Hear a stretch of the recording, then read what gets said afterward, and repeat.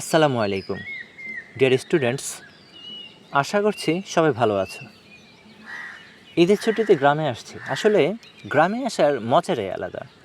এই যে সকালবেলা ফজর শেষে ছাদে উঠে চারদিকে পাখির কিচিরমিচির, ঠান্ডা শান্ত একটা পরিবেশ, কোনো কোলাহল নেই, খানিকটা মৃদু একটা বাতাস, কিছুটা কুয়াশা, সব মিলিয়ে পরিবেশটা আউটস্ট্যান্ডিং, আনডেসক্রাইবেবল।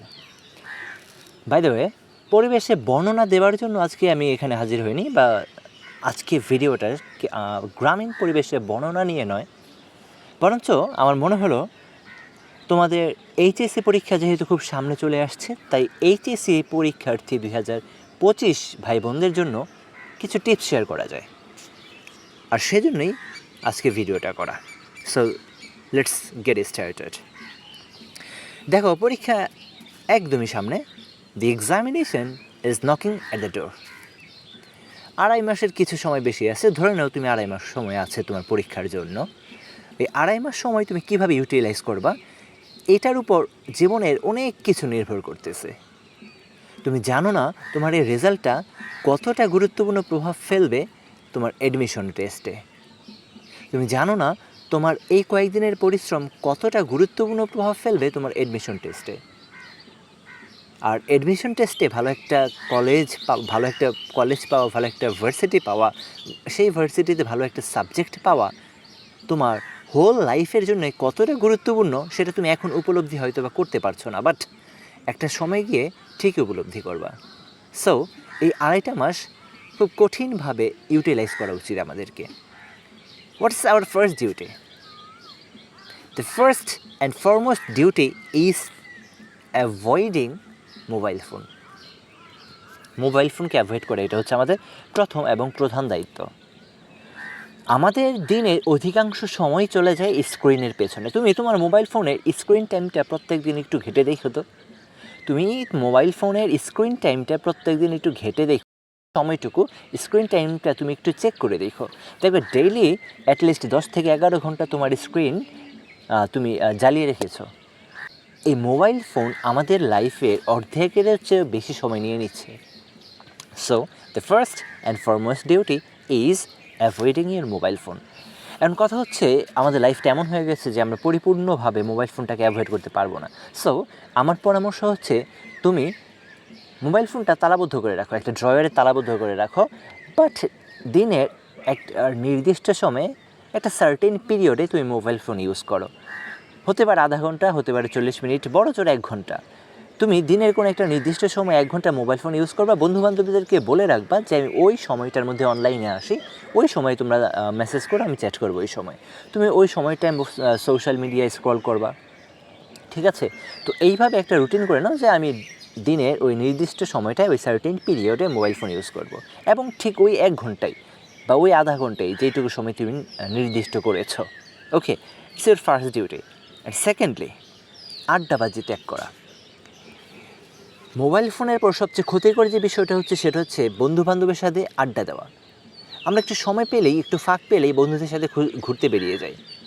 কলেজ শেষ হয়েছে, কোনো রকম আমাদের ড্রেস আপটা চেঞ্জ করে কিছুটা ফ্রেশ হয়ে সন্ধ্যার পর ঘুরতে বেরিয়ে যাই, আসে সেই রাত করে। এই যে আড্ডাবাজি, এটা আমাদের জীবনের একটা গুরুত্বপূর্ণ সময় কিল করতেছে, এবং অনেক অনেক সময় কিল করতেছে। তুমি একটু নিজে যদি হিসেব করে দেখো, ডেইলি যদি তুমি 1 ঘন্টা করে বন্ধুদের সাথে আড্ডাবাজি করো, তাহলে 30 দিনে 30টা ঘন্টা তুমি নষ্ট করো। আর 30 ঘন্টায় তুমি কতটুকু পড়তে পারতা? সো ইটস এর সেকেন্ড ডিউটি, তুমি বন্ধুবান্ধবের সাথে আড্ডাবাজিটা ত্যাগ করবা। একদম ছাড়তে না পারলেও অ্যাটলিস্ট কমিয়ে আনবা, একদমই কমিয়ে আনবা। কারণ তুমি বন্ধুদেরকে বোঝাতে চেষ্টা করবা যে তুমি সামনে পরীক্ষা দিতে যাচ্ছ। You are an HSC examinee. এটা তোমার বন্ধুবান্ধবদেরকে ফিল করতে হবে। যেই সব বন্ধুবান্ধব, আত্মীয় স্বজন এটা ফিল করতে পারবে না যে তুমি একজন পরীক্ষার্থী, তাদের সঙ্গ একেবারেই ত্যাগ করা উচিত। নিজের লাইফে কখনো কখনো স্বার্থপর হতে হবে। 3 নম্বর যে বিষয়টা আমি তোমাদেরকে বলতে যাচ্ছি, সেটা হচ্ছে making a routine, an effective routine. একটা ইফেক্টিভ রুটিন তৈরি করা। হ্যাঁ, রুটিন জীবন অনেক তৈরি করো, বাট ইফেক্টিভ হয় না, বিকজ সেই সব রুটিনে তোমার ডিটারমিনেশন থাকে না। তুমি একটা রুটিন তৈরি করো, ইফেক্টিভ রুটিন, এবং সেই রুটিনে তুমি কঠোরভাবে ডিটারমাইন্ড হও, ডিটারমিনেশন তৈরি করো।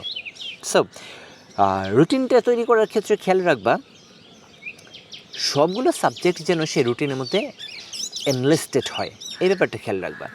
বাট কঠিন ও গুরুত্বপূর্ণ বিষয়গুলোতে সেই রুটিনে সময় বেশি দিবা। তুমি তো জানো কোন বিষয়টা তোমার কাছে গুরুত্বপূর্ণ, কোন বিষয়টা তোমার কাছে কঠিন লাগতেছে, সেই কঠিন এবং গুরুত্বপূর্ণ বিষয়গুলোতে তুমি সময় বেশি দিবা।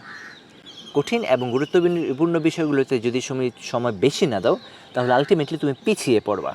কেমন? আর যেসব বিষয়গুলো সহজ আছে, আমি নাম উল্লেখ করছি না, কিন্তু এমন অনেক বিষয় আছে যেগুলো তুমি জাস্ট পরীক্ষার কিছুদিন আগে পড়লেও খুব সুন্দরভাবে পাশ করে আসতে পারবা। সেই সব সাবজেক্টগুলোতে বাংলাদেশের ইতিহাসে ফেল করা স্টুডেন্টদের সংখ্যা খুবই কম। একদমই জঘন্য মার্কা যেসব স্টুডেন্ট, একদমই খ্যাত মার্কা যেসব স্টুডেন্ট, তারা কেবলমাত্র সেই সব সাবজেক্টগুলোতে ফেল করে আসে। স্বাভাবিকভাবেই বাংলাদেশের ইতিহাসে ফেল করে যারা সায়েন্সে, তারা গ্রুপ সাবজেক্টগুলোতে, আর যারা আবশ্যিক বিষয়গুলোতে ফেল করে সেখানে অবশ্যই থাকে ইংরেজি। সো কঠিন বিষয়টা নির্ণয় করা তোমার জন্য কঠিন কিছু না। তো কঠিন বিষয়গুলোতে, গুরুত্বপূর্ণ বিষয়গুলোতে রুটিনের মধ্যে সময়টা একটু বেশি বরাদ্দ রাখতে হবে। And then making your own notes, তুমি নিজের নোট তৈরি করবা। কোনো অন্য কারো নোট দেখে পড়া বা গাইড দেখে পড়া এটা না, তোমার নিজের ক্রিয়েটিভিটিকে কাজে লাগিয়ে তুমি নিজে নোট তৈরি করবা। স্যারদের লেকচার থেকে, প্রাইভেট টিউটোরিয়াল লেকচার থেকে, বই থেকে যা বুঝছো সেটা তুমি ঠিক তোমার ভাষায়, তোমার মতো করে নোট তৈরি করবা। তুমি এমনভাবে নোট তৈরি করবা যেই নোটটা কেবল তুমিই বুঝবা, এবং সেটা যে কোনো সময়ে, যে কোনো মুহূর্তে তুমি জাস্ট টাচ করলেই সমগ্র পড়াটা তোমার মাথায় চলে আসবে। একটা সম্পূর্ণ পাঠ যাতে ওই ছোট্ট একটা নোটের মধ্যে তুমি নিয়ে আসতে পারো, সেইভাবে নোট তৈরি করো। দেন একটা খুবই গুরুত্বপূর্ণ কথা মনে রেখো, সেটা হচ্ছে এই যে পড়াশোনার যে সার্কেলটা বলতেছে, এই যে পড়াশোনার এত কথা বলতেছে, এই পড়াশোনাগুলো তুমি একটা টেকনিক ফলো করে করবে। And that technique is pomodoro technique. এটা সারা বিশ্বে খুবই প্রসিদ্ধ একটা technique. What is that? Pomodoro technique হচ্ছে এমন টেকনিক একাধারে একটানা কাজ না করা। বিকজ আমাদের ব্রেইন একাধারে একটানা কাজ করতে গেলে অলস হয়ে পড়ে, দুর্বল হয়ে পড়ে। দ্যাট ইজ ওয়াই পরবর্তীতে আমাদের কর্মক্ষমতা কমে যায় এবং আমাদের কাজের মান কমে যায়। ঠিক আছে? সেজন্য প্রোমোদোরো টেকনিকটা ফলো করতে হবে। এবং প্রোমোদোরো টেকনিকটা হচ্ছে এমন, তুমি প্রথম 25 মিনিট একটানা একটা কাজ করার পর 5 মিনিটের ব্রেক দিবা। এই 5 মিনিটের ব্রেকে তুমি তোমার মাথাটাকে সম্পূর্ণ ফ্রেশ, ঠান্ডা রাখবা। 5 মিনিটের ব্রেক মানেই না মোবাইল নিয়ে বসবা। ঠিক আছে?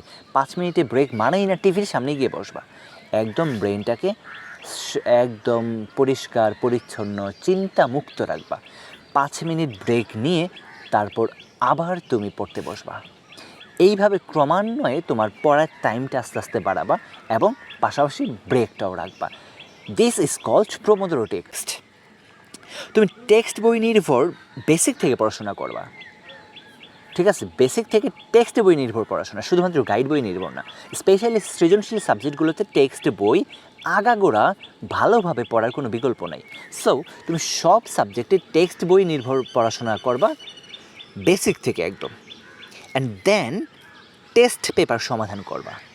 টেস্ট পেপার সমাধান করা গুরুত্ব অপরিসীম। এই সময় টেস্ট পেপার সমাধান করার গুরুত্ব অপরিসীম। টেস্ট পেপারে বিভিন্ন স্ট্যান্ডার্ড কলেজের স্ট্যান্ডার্ড কোয়েশ্চেনগুলো থাকে, সেগুলো তুমি দেখবা, বুঝবা, চিনবা, প্রশ্নের ধরন বুঝতে পারবা।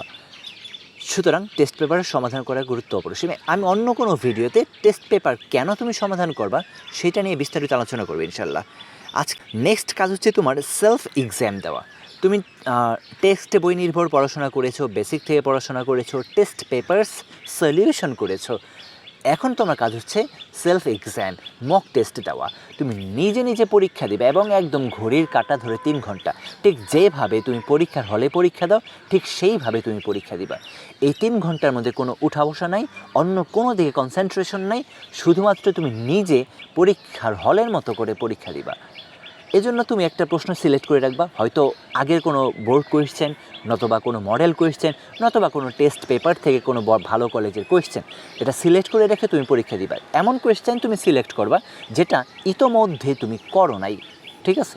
সো সেই কোয়েশ্চেনটার উপর তুমি পরীক্ষা দিবা এবং পরীক্ষা দেওয়ার পর নিজেই জাজ করবা, নিজেই পরীক্ষা খাতা মূল্যায়ন করবা কোথায় ভুল হলো, কোথায় কি ঠিক হলো, এবং ভুলগুলো তুমি আইডেন্টিফাই করে পরে আবার টেস্ট দিবা এবং তারপর আবার টেস্ট দেবে। এইভাবে কয়েকবার টেস্ট দেওয়ার পর যদি তুমি দেখো একই ভুল বারবার হচ্ছে, তাহলে সেইখানে তোমার ফোকাস করতে হবে। ওকে, এবং টাইম মেনটেন করার একটা গুরুত্বপূর্ণ ব্যাপার তুমি এখানে শিখে যাবা। এই যে 3 ঘন্টা ঘড়ির সময় ধরে নিজে নিজে যখন পরীক্ষা দিবা। সর্বশেষ পরামর্শ তোমাদের জন্য, সর্বোপরি মহান আল্লাহ রাব্বুল আলামিনের কাছে দোয়া করতে হবে, রিলিজিয়াস হতে হবে। আমরা সবাই মুসলমান, আমরা জানি আমাদের তাকদীরের যা কিছু আসে সব মহান আল্লাহ রাব্বুল আলামিনের তরফ থেকে আসে। সো বি রিলিজিয়াস, আল্লাহর কাছে দোয়া করো যেন একটা ভালো রেজাল্ট তুমি করতে পারো এই কয়েকদিনের জন্য, যেন একটা ভালো রেজাল্ট করে বাবা মায়ের মুখ উজ্জ্বল করতে পারো, যেন একটা ভালো পাবলিক ভার্সিটিতে চান্স পাও, যেন মেডিকেলে চান্স পাও, যেন ইঞ্জিনিয়ারিং চান্স পাও, যেন লাইফটা সাজাতে পারো, বৃদ্ধ বয়সে বাবা মা যেন হাসি মুখে মৃত্যুবরণ করতে পারে। সো সর্বোপরি আল্লাহমুখী হও, আল্লাহ ভীরু হও। সামনের কোনো ভিডিওতে নতুন কোনো কিছু নিয়ে আলোচনা করবো। সেই পর্যন্ত ভালো থাকো। টিল দেন, আল্লাহ হাফিজ।